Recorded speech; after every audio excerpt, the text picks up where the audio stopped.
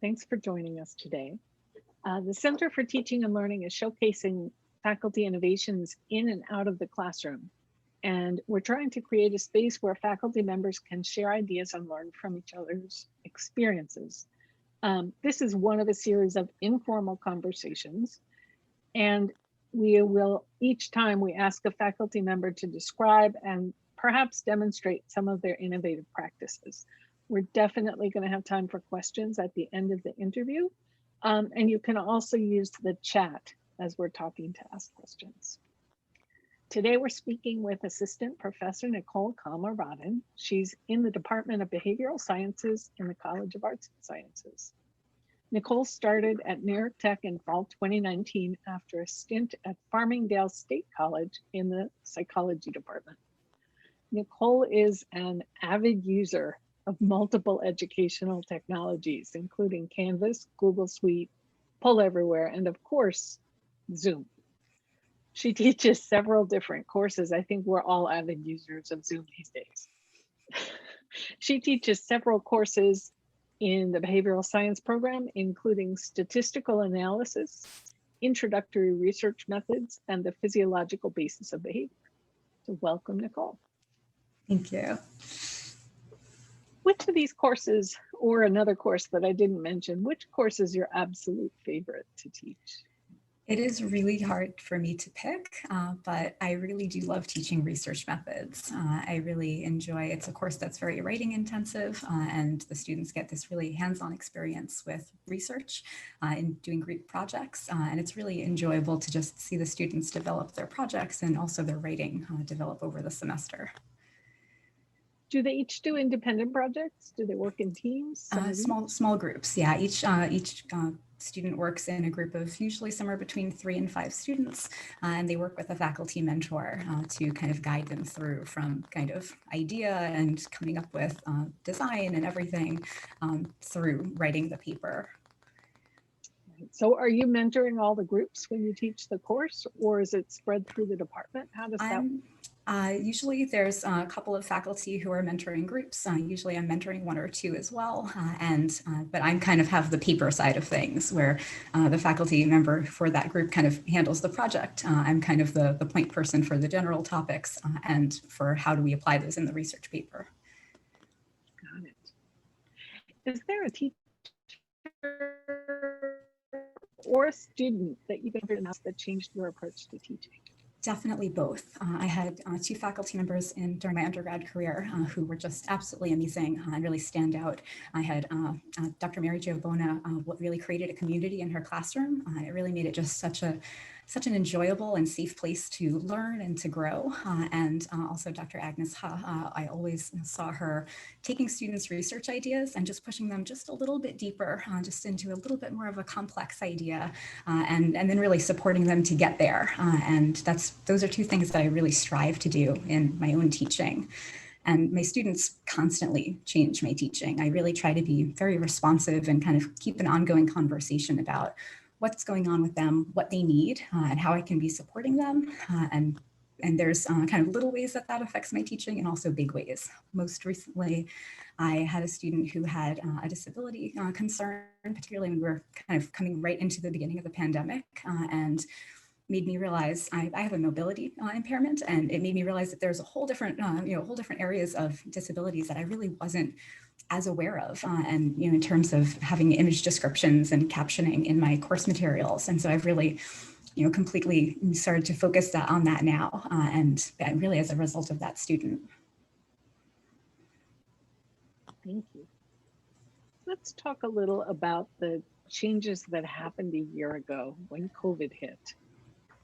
How did you feel back in March 2020 when we had to move to remote teaching? Initially prepared, and then I started really realizing how much my students were being impacted by things, and kind of compounded with my own feelings about the pandemic and how, I myself was being affected, and really, just being aware. And I'm a very empathetic person. And so I really was struggling, honestly, with kind of the emotions and really the weight of how do I support them, through this whole scenario? How do we get them through the semester successfully? You're learning what they're supposed to learn, while really being caring and making sure they have what they need when there were so many other struggles that were going on at the time. And so still. what did you do? What did you do differently? Well, the first thing I did was I did send out a survey to my students to kind of find out, what kind of tech setup they had. Did they need anything, in terms of, did they, anything, economically, or did they have, food, somewhere to stay, just everything. And the students really responded to that. And that really caused me to kind of shift my whole plan. Initially, I was thinking that I was going to do synchronous classes. The students really seemed, just with their tech setup and the way everything in their lives were going, that something asynchronous was really going to be more helpful. And also at the time was going to make it easier for me to allow for captions for the lectures. And so I kind of started kind of rehauled the whole plan to kind of integrate both synchronous and asynchronous elements, just to make sure that they got what they needed. Wow, that was a lot of work. It was, but it was worth it. And the students really responded more than anything, not only to my teaching and to but just to know that I was listening to them and that I was taking that into consideration made that rapport makes such a difference at any time, but especially in those kinds of challenging times. Yes, very much so. Can you tell me more about how it was synchronous and asynchronous? How did you split it? What did you do in each modality?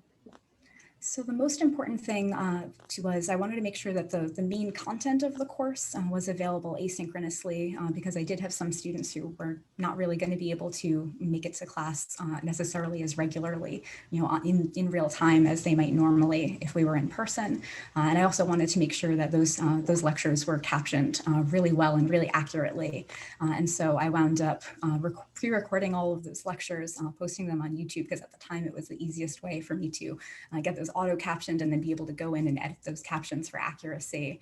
But then I still held class during our normal time. And I kept saying them, we're kind of going to have the first 10 minutes of class like normal.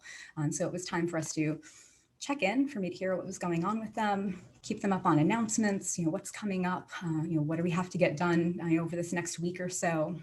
And also to really take a lot of questions that might have come up about assignments or course content. And then I would just kind of stay in the Zoom window. Some classes, that was kind of all it was. And then they could have watched the lectures ahead of time. They could have watched them after. They could watch them during that period and ask me questions, as they came up, and just, pause the video and come at a question. And then other class activities where we would get together. Again, it was very writing intensive. That was the research methods class. So we did some peer reviews and also had individual times for the students to meet with me specifically about their research paper draft. So I'm going to take a flying guess here that you probably asked your students towards the end of the semester how it went for them. How did they respond?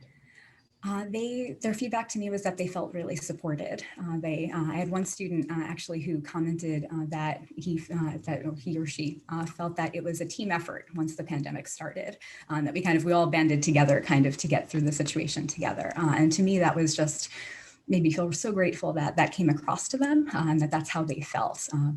My goal was really for us to exercise a lot of grace with each other. I also got sick for a little while during that semester, and I threw out kind of all of my typical late assignment point deductions. I really focused on allowing the students to breathe a little and focus on the quality of their work and not just kind of going along our normal schedule like nothing was happening. And I think they really did respond to that, and I was so grateful that we all kind of had that experience together. And then we found out that we were going to stay remote in the fall. And so it wasn't midstream, it wasn't temporary anymore. Did you make any more changes as we went to the fall? Yes, yeah, I spent a lot of the summer trying to get things together. Dr. Melissa Yui in my department and I were specifically working on getting our statistics class ready for remote and hybrid learning. And so we had a nice little amount of time to really be able to work on that, and also supported through the College of Arts and Science and our dean. So I really was working to create a lot more. The statistics class in particular is very hands-on. I usually spend, I would say, about a third of the time lecturing, a third of the time is group work, and a third of the time is me kind of walking around the class and making sure people are doing example problems and I'm answering any questions. And so to try to make that happen in a remote setting was a bit of a challenge, but I had gone to a kind of couple of hours of a little bit of a workshop talk on kind of using Google Drive on the different aspects of the Google Suite in kind of more hands-on kinds of learning, specifically looking at gamified learning. But I'm, most of how I've implemented it is just kind of a little more fun, a little more interactive. And so I used a lot of those kinds of activities that I created, mostly in Google Slides, so that students can kind of manipulate things, text boxes, a matching activity where they can actually drag the boxes, closer together rather than just, A, B, C, D. And that mostly things really came together, and it a lot of breakout room work and trying to make sure the students are still able to apply the concepts and we're not just passively taking in that content. Nice, nice. And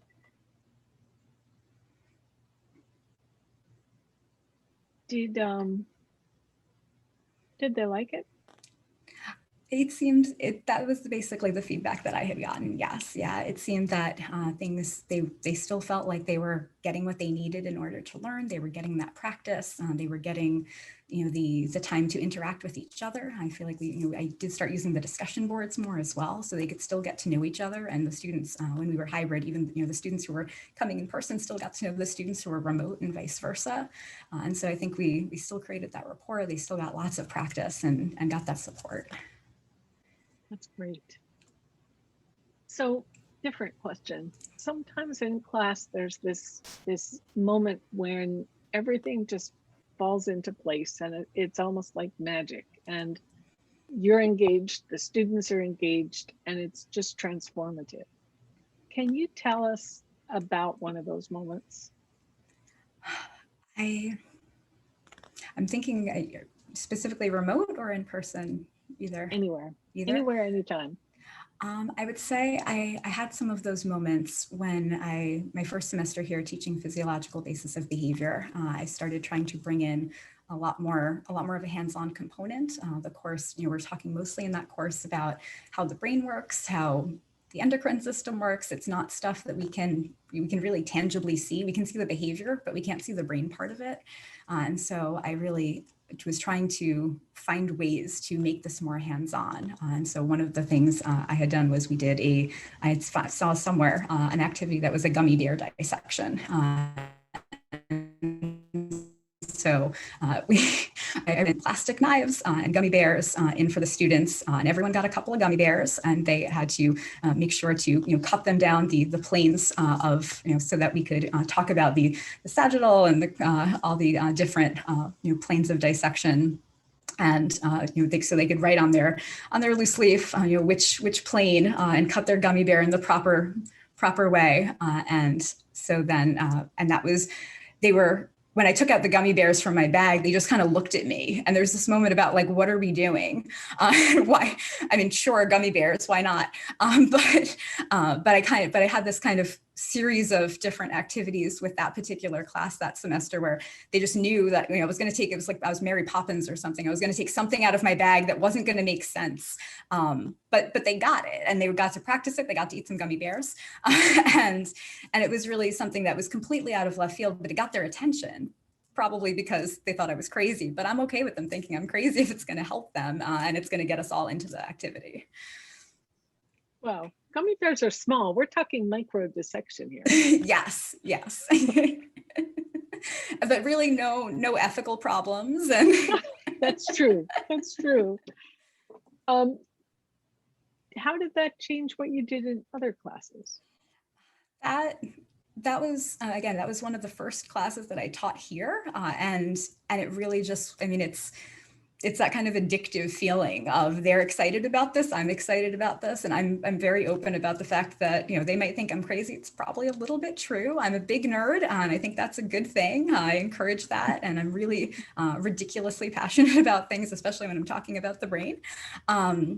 And it's just that addictive thing when they start getting into it. It's like, okay, how can I make this happen again? And so that was what really spiraled. Typically I used a lot of videos in my teaching. I lectured a lot. And that's really specifically when I was like, okay, we got to do things that are more hands-on. I have to bring in props. So as we move into a post-COVID world, what do you think, thinking about all the changes you've made in the last year, what will stick? What do you think you'll be able to keep? Hope there's a couple of things that I hope will keep, and I hope that, I mean, really, just thinking about how I felt last spring when we were going remote and over the summer, trying to be more creative, trying to really listen to my students and find creative ways to support their needs. And I hope we don't lose that. I hope we don't lose the listening and the empathy, and I hope, and the grace that we allow. Not that the bar moves, but that that bar stays high, but we just find new, better, more creative ways to help our students reach that bar. So I hope that the creativity stays. I hope the grace and the empathy stay, and I hope also some of the flexibility stays. We've had everyone had to be remote, and so we went remote.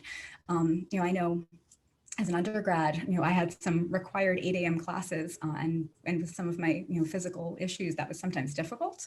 And so I hope that some of that flexibility stays. That if a student has a real situation that it would be easier for them to attend at times remotely.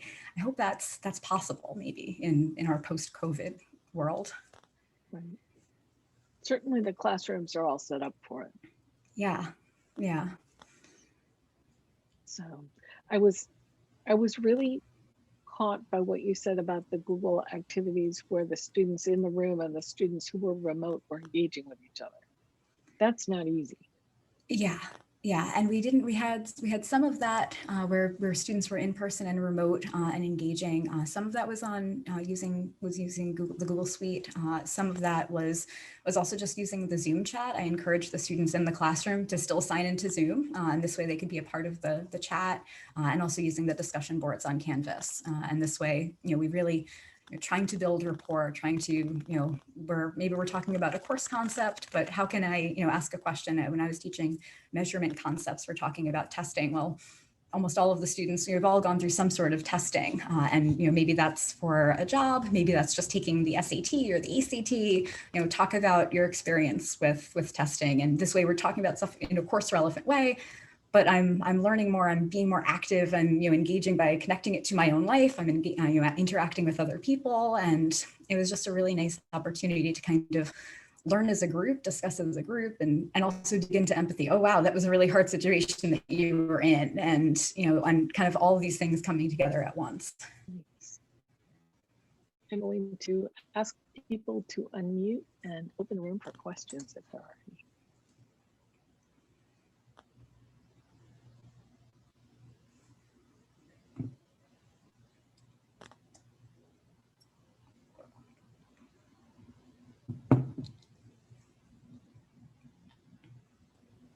I don't have a question. I have a little more of a comment for Nicole. We've obviously been very happy to have her join us and take charge with some of this technology that we've needed now in this time. But when we went remote last March in her research class, that's probably the busiest time in the research class because they were gearing up to finish their projects that they're required to present at source every year. And then we found out that source was canceled. So it could have been easy for Nicole to just say, okay, well, it's canceled, sorry. But instead she wanted the students to have that experience. They were weeks away from having it.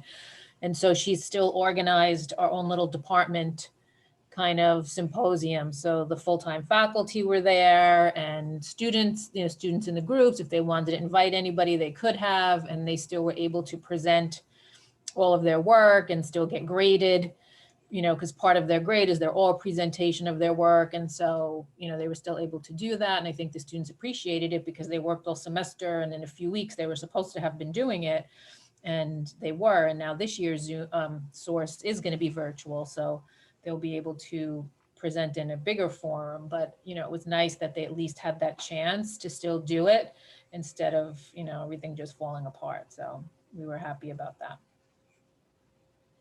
Thank you, Maria. That means a lot to me. You're welcome. I didn't want the students to lose that opportunity. I was trying to make it as, I know you saw, I was trying to make it as official as possible for them with a Right. little program and try to have them have as much of the real thing as possible. Right, and I think they appreciated that too, because they worked really hard. You know, people don't realize how hard it is to come up with an idea. It has to go through IRB approval. They have to do their lit reviews, run the subjects, analyze the data, put it into a report, put it into PowerPoint, present it all in one semester. It's almost impossible. Somehow we do it every year, but and then bring COVID into it. Mm-hmm. It was a big undertaking. So Absolutely. And they work so hard. So yeah, I wanted them to get and it got them to practice with the technology too. You know, they had to Exactly. figure out Zoom and sharing their screens and PowerPoints and taking turns speaking because they weren't in the same place. You know, so it all worked out nicely. Mm-hmm. Thank you. Yeah, they did all the work. They should get some of the fanfare. Right.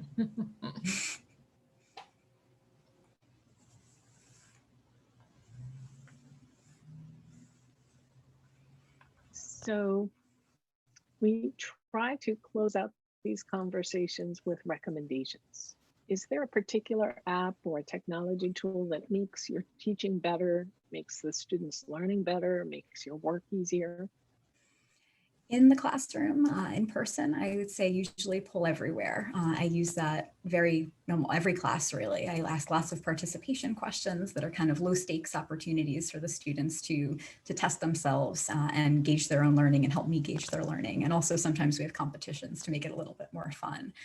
Online, Google Slides. I've really just loved having the opportunity to put things into a slide and have students, whether it's shapes or text boxes or something else, and have the students individually or together in a breakout room be able to move those things and just kind of learn in a different, more active way, and something that maybe they're not as used to. So that's a little more attention grabbing, a little more hands-on. Thank you. So I'm going to thank everyone for joining us today. We've been speaking with Nicole Calma-Roddin, Assistant Professor of Behavioral Sciences in the College of Arts and Sciences as part of our Great Teaching series. And Nicole, thank you so much for spending time with us, for sharing these great stories. I'm never going to look at a gummy bear the same way again. This conversation's been recorded and we will be posting it on the Center for Teaching and Learning webpage, nyit.edu/CTL. If you'd like to be featured in the Great Teaching series, please email, or if you'd like to tell us about someone else who should be featured, please email ctl@nyit.edu, or better yet, please put your nomination into the form at https://bit.ly/great-teaching. Thanks so much.